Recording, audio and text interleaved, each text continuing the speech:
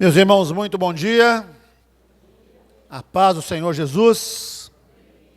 Que bom que a gente está reunido aqui para louvar a Deus, bendizer o seu nome, meditar na sua palavra e agora também ler mais uma cartinha. Nesta manhã nós leremos a cartinha da Isabela. Se escondeu. Calma, Isabela. Vai dar tudo certo, tá? Como os irmãos sabem, a professora Sara incentivou as nossas crianças, suas alunas, a escreverem cartas à igreja, nos moldes das cartas escritas no Novo Testamento. E nesta manhã, então, nós leremos a carta da Isabela. Isabela está ali atrás, toda vergonhosa, não é? Do lado do Anderson, da Bárbara, sua mãe. O que a Isabela escreveu para nós? A paz, irmãos, que a graça esteja convosco. Eu queria agradecer por vocês, da Igreja Presbiteriana do Jaraguá, acolher a mim e a minha família com todo amor e carinho. Nós estamos muito felizes por finalmente entrarmos nessa igreja. As pessoas são muito acolhedoras. O culto é muito bom, o louvor, a palavra e a escola dominical também é muito boa, com professores educados e que explicam muito bem. Observação. Eu queria pedir oração pelas pessoas da igreja que estão doentes. De Isabela Rocha, família Rocha, para a Igreja Presbiteriana do Jaraguá. Olha aí, hein? Os professores foram elogiados aí, muito bom, hein? Isabela, que Deus te abençoe, Deus abençoe grandemente a família Rocha. Isabela, Rebeca, Andressa, Anderson e Bárbara. Que Deus muito abençoe vocês e nós também estamos felizes porque vocês estão aqui. Muito felizes. É bom ter vocês aqui conosco. Como já foi dito pelo presbítero Vitor, nós estamos falando nessas últimas 2 semanas, hoje também e na próxima, de Jó 31, falando um pouquinho então da vida de Jó, um homem temente a Deus, um homem que se desviava do mal, um homem que repentinamente vê cair sobre a sua cabeça todo tipo de infortúnio, a desgraça mesmo caiu sobre a vida dele. Perde os filhos, perde os empregados, perde seu gado, perde seus bens, sua casa. E Jó tem que lidar com essas coisas. Se você prestou atenção no boletim, como deveria fazê-lo, você percebeu que a pastoral de hoje fala um pouquinho sobre os amigos de Jó, que começaram bem, ficaram sabendo da sua desgraça, falaram, vamos lá ter com Jó, vamos sentar ao lado dele. Eles ficaram 7 dias em silêncio, sem falar nada. Tipo assim, nós estamos aqui, a gente nem tem o que falar, mas a gente está aqui com você, somos seus amigos. Mas depois de algum tempo, Jó começou a se questionar a Deus, e os seus amigos o levaram mal. Falaram, não, Jó, daí começaram a criticar Jó. Então eles começaram bem, mas terminaram mal. Então os erros e acertos dos amigos de Jó.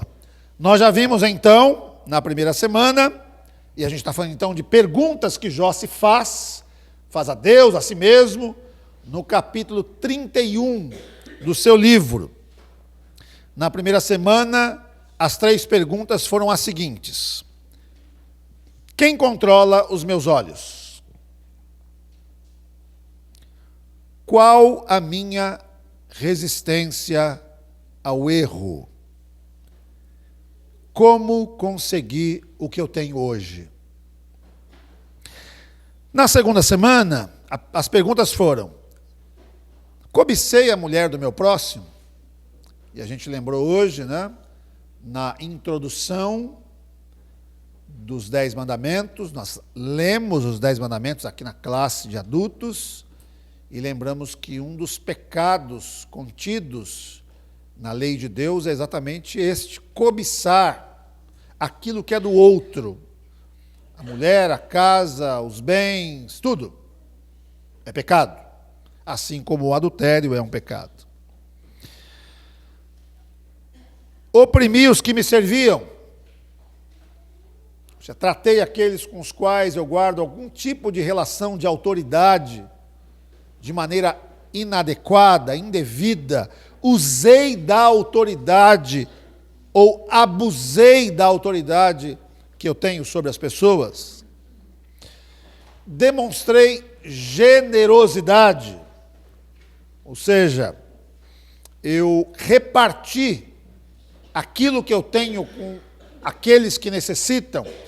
Eu olhei só para mim mesmo ou também olhei para o próximo? E nesta manhã, meus irmãos, nós temos 3 outras perguntas diante de nós. São perguntas que Jó faz e que a gente sugere que sejam feitas por nós também. E por isso a gente chama essa pequena série de mensagens de conversas com o travesseiro. A gente pode passar o dia inteiro tentando fugir de nos questionarmos a respeito dessas coisas, ou de ter um contato mais demorado, mais íntimo, mais verdadeiro com a gente mesmo.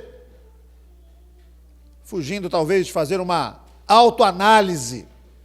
Mas quando colocamos a cabeça no travesseiro, a gente deveria se fazer essas perguntas. E quais são as perguntas de hoje? Primeira, fui avarento?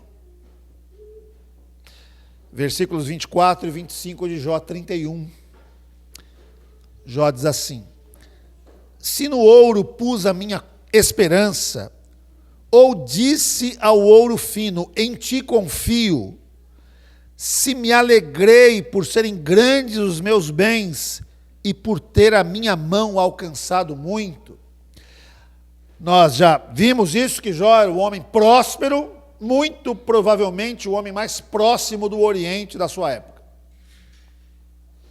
E a pergunta que Jó faz a si mesmo é: será que tudo aquilo que eu tenho, será que o ouro que eu tenho, será que os grandes bens que eu tenho, será que aquilo que a minha mão alcançou me domina? Eu fui avarento. E essa pergunta, meus irmãos, avalia o aspecto mais profundo da nossa relação com as nossas posses. Para todos nós. Mas talvez seja uma tentação ainda maior para aqueles que possuem muitas coisas, como Jó possuía. Avareza é um substantivo feminino que significa apego demasiado e sórdido ao dinheiro. É o desejo ardente de acumular riquezas. Avareza é a falta de generosidade. É a mesquinhez, a sovinice. Já ouviu essa palavra? A pessoa é sovina. É a sovinice. É, na realidade, a miserabilidade. Alguém que coloca o seu coração nas riquezas é alguém miserável. Não é rico, é miserável. O que a Bíblia fala a respeito da avareza? Ela fala alguma coisa? Fala. Olha aí, confere aí, 1 Coríntios 5, de 9 a 11. Pedi que o Fábio coloque aí o texto. 1 Coríntios 5, de 9 a 11. O texto diz assim: já em carta vos escrevi que não vos associasseis com os impuros. Refiro-me com isto não propriamente aos impuros deste mundo, ou aos avarentos, ou roubadores, ou idólatras, pois neste caso teríeis de sair do mundo. Mas agora vos escrevo que não vos associeis com alguém que dizendo-se irmão, for impuro, ou avarento, ou idólatra, ou maldizente, ou beberrão, ou roubador, com esse tal nem ainda comais. Olha o que Paulo diz. Ele está dizendo isso para a igreja de Corinto. Vocês não devem se associar com os impuros. Ah, Paulo, entendi, com os impuros do mundo? Não, não só com estes, mas também com aqueles que, dizendo-se irmãos, agem e vivem como impuros. Que tipo de impureza, Paulo? Inclusive quem é avarento. Não se associe com quem é avarento. Efésios 5:5, Paulo também, mais uma vez, vai falar sobre a avareza. Sabei, pois, isto: nenhum incontinente, ou impuro, ou avarento, que é idólatra, tem herança no reino de Cristo e de Deus. Você que estava na aula aqui hoje, no templo, qual é o primeiro mandamento? Hã? Foi o Natan que respondeu? Qual que era, Natan? Não? Não. Qual o primeiro mandamento?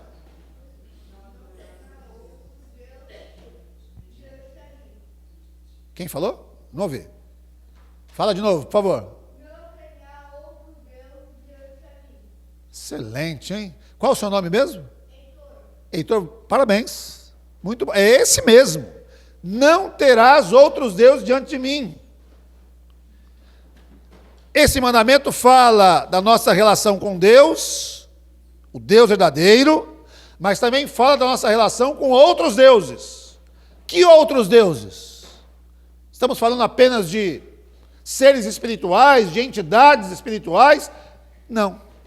Estamos falando de qualquer coisa que ocupe o lugar que é devido somente a Deus, inclusive o dinheiro, os bens, as posses. Nenhum avarento tem herança no reino de Cristo e de Deus. Paulo, mais uma vez, 1 Timóteo 3, 1 a 3. 1 Timóteo 3, 1 a 3. Nós temos 2 Heitores agora na igreja, é isso? 2 Heitores, que coisa. Tem mais um Heitor aqui, eu vou te apresentar depois, tá? Ele não está aqui hoje não, mas eu vou te apresentar. Fiel é a palavra. Se alguém aspira ao episcopado, excelente obra almeja. É necessário, portanto, que o bispo seja irrepreensível, esposo de uma só mulher, temperante, sóbrio, modesto, hospitaleiro, apto para ensinar, não dado ao vinho, não violento, porém cordato, inimigo de contendas, não avarento. Pastor, nós temos agora diante de nós, e eu recordo isso a você, uma eleição para diáconos na igreja dia 6 de agosto. É isso? 6 de agosto. E podemos indicar nomes até o dia 9 de julho, domingo que vem. Você tem que indicar até domingo que vem, hein? 2 vagas de diáconos. Ainda que aqui está falando de bispos, presbíteros, pastores, é a mesma coisa, significa a mesma coisa. O texto está dizendo que um oficial da igreja não pode ser avarento. Eu vou indicar alguém para ser diácono da igreja. Ih, mas ele é avarento. Mas como assim é avarento? Não pode, um oficial da igreja não pode ser avarento. Um crente não pode ser avarento. E aqui temos uma recomendação clara do apóstolo Paulo. Você quer ser líder da igreja, você não pode ser avarento, sovina, mesquinho, mão de vaca. Não pode. Você não pode colocar o seu coração nas riquezas. Não pode fazer isso. Você não pode se orgulhar das riquezas que tem. Você não pode achar que aquilo que você tem faz de você alguém especial, maior do que os outros. Você não pode fazer isso. Isso é pecado. É pecado. Então Jó se pergunta: eu fui avarento? Eu sou um homem rico? Eu sou um homem avarento? Eu me pergunto, não sou um homem rico, mas me pergunto, eu sou avarento? Você é avarento? Você se orgulha do que tem?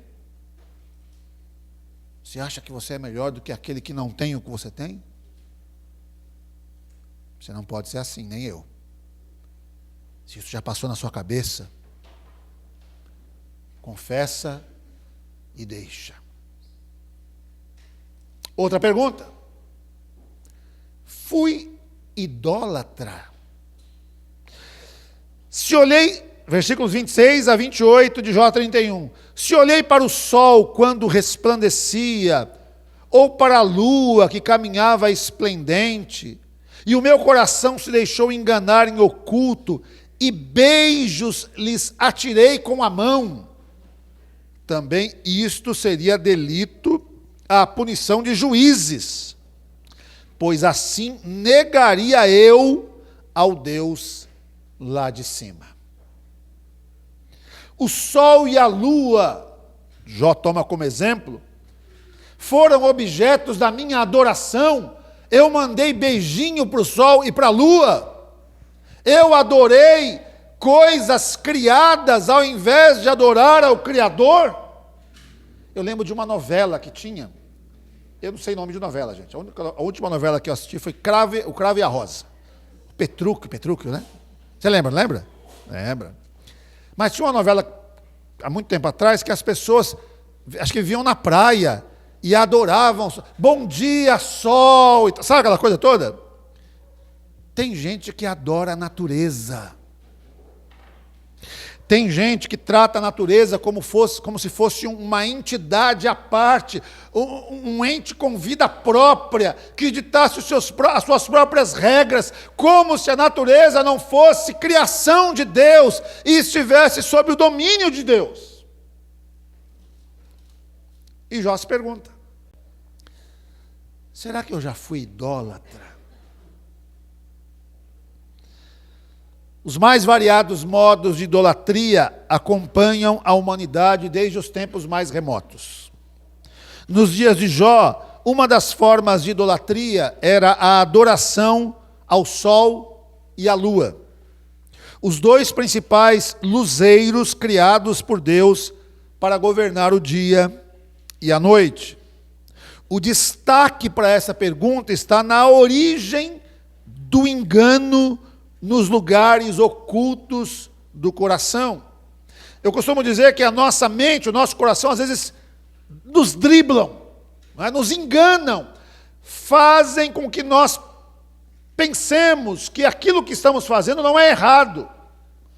Sabe, às vezes é muito sutil isso.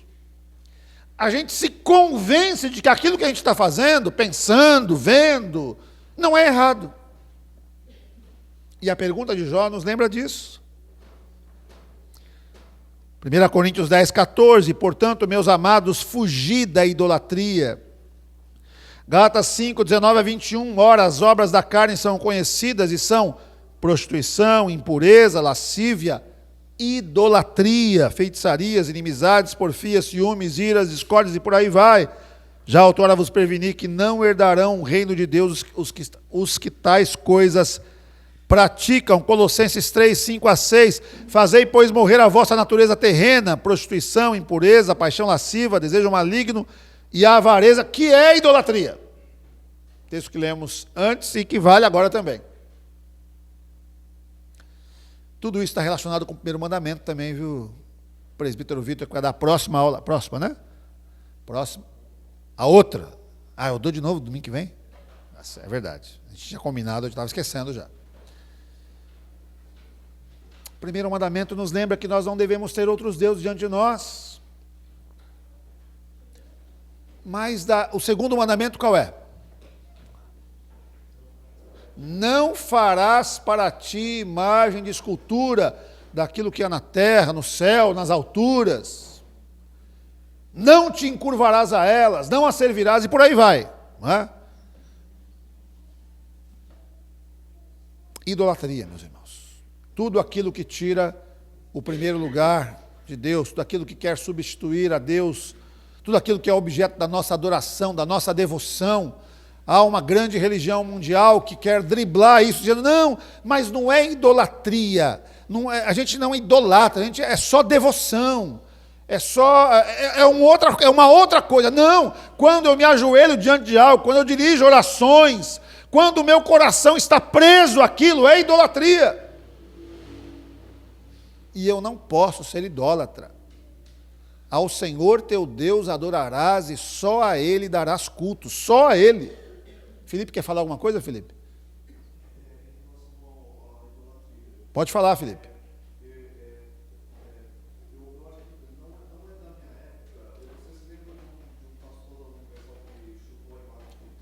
Bispo von Held.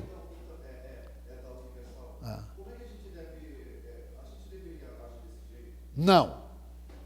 A gente não deveria agir desse jeito, porque ainda que não concordemos com aquilo que outras religiões têm como crença, né, nós não temos o direito de ferir o sentimento religioso das pessoas. Nós temos que falar a verdade com amor para as pessoas, mas não podemos ofender dessa forma o sentimento religioso das pessoas. Porque outrora, muitos de nós também estávamos presos ao pecado da idolatria, seja ele qual for, de que aspecto for, né? E particularmente a idolatria religiosa. A idolatria não é só religiosa. Né? Às vezes a gente pensa, idolatria, é alguma coisa religiosa. Não somente.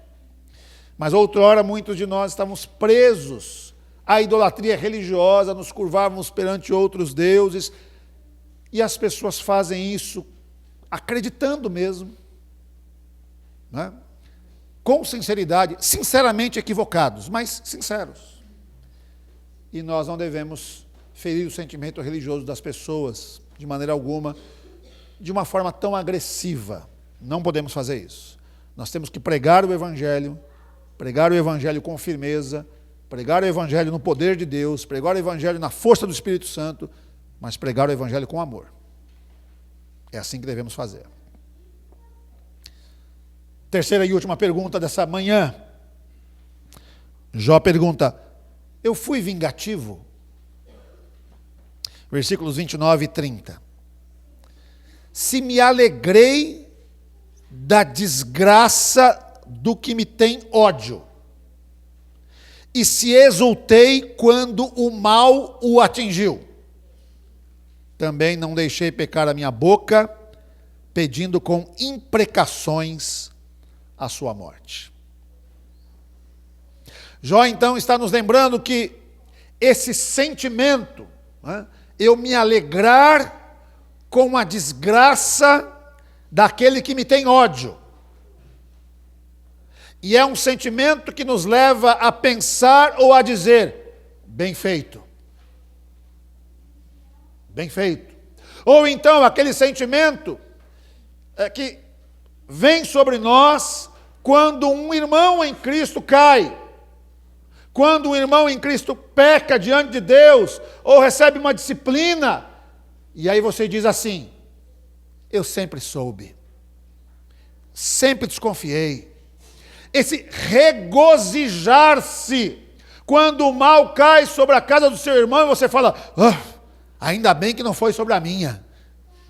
Tudo isso está embutido nessa pergunta de Jó. Eu fui vingativo, eu me alegrei com o mal que caiu sobre a cabeça, especialmente daqueles que me querem mal. A vingança pertence ao Senhor.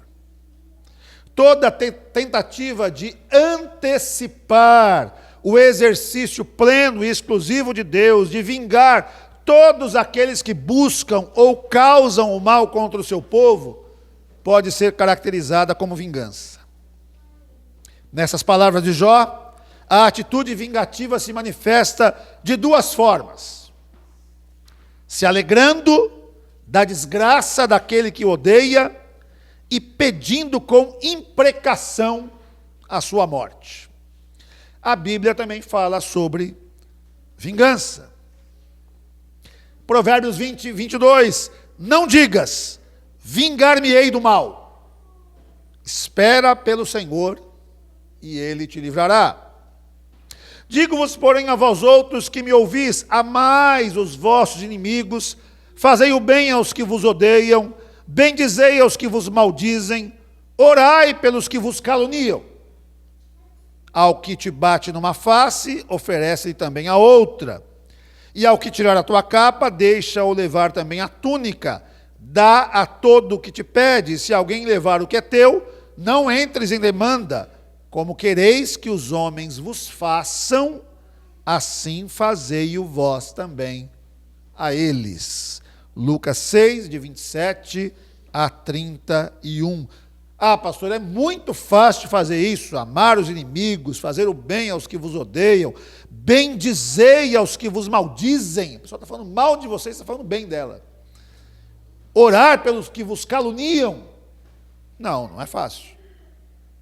Claro que não é fácil. Né? Se fosse fácil, não seria mandamento. Não teria um imperativo, uma ordem divina para fazer. Seria natural para a gente fazer. Não é natural. Não é natural. Nós temos que lidar com a tendência que há em nós da vingança. Mas a gente tem que lutar contra isso. Não torneis a ninguém mal por mal, esforçai-vos por fazer o bem perante todos os homens. Se possível, quando depender de vós, tende paz com todos os homens. Não vos vingueis a vós mesmos, amados, mas dai lugar à ira, porque está escrito, a mim me pertence a vingança.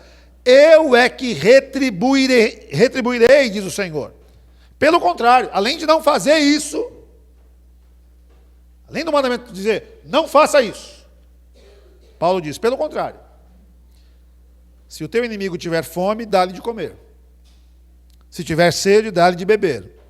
Porque fazendo isto, amontoarás brasas vivas sobre a sua cabeça. Não te deixes vencer do mal, mas vence o mal com o bem. Não seja vingativo. Não seja vingativo. Pastor,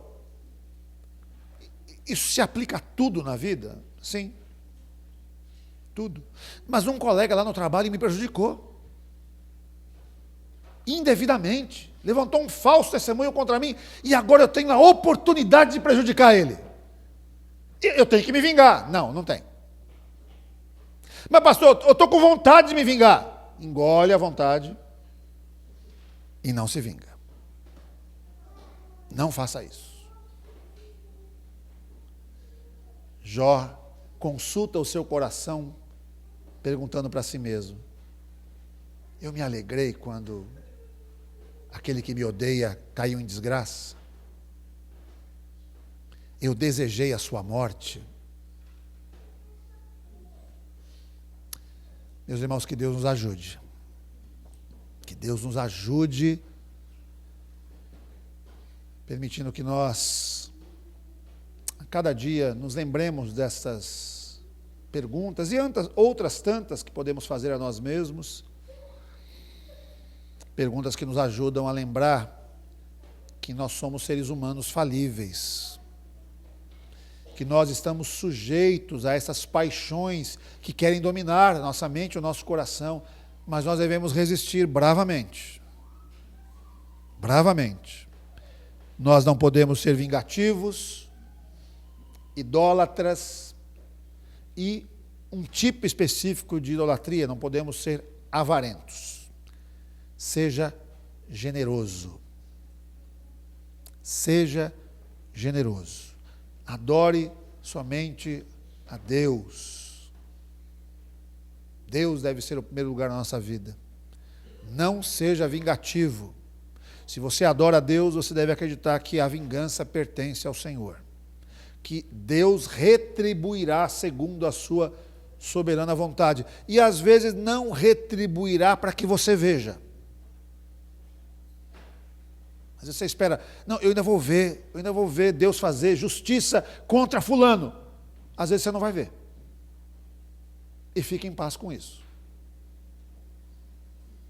Mas que Deus guarde o nosso coração destes pecados. Amém? Vamos pedir isso então ao Senhor.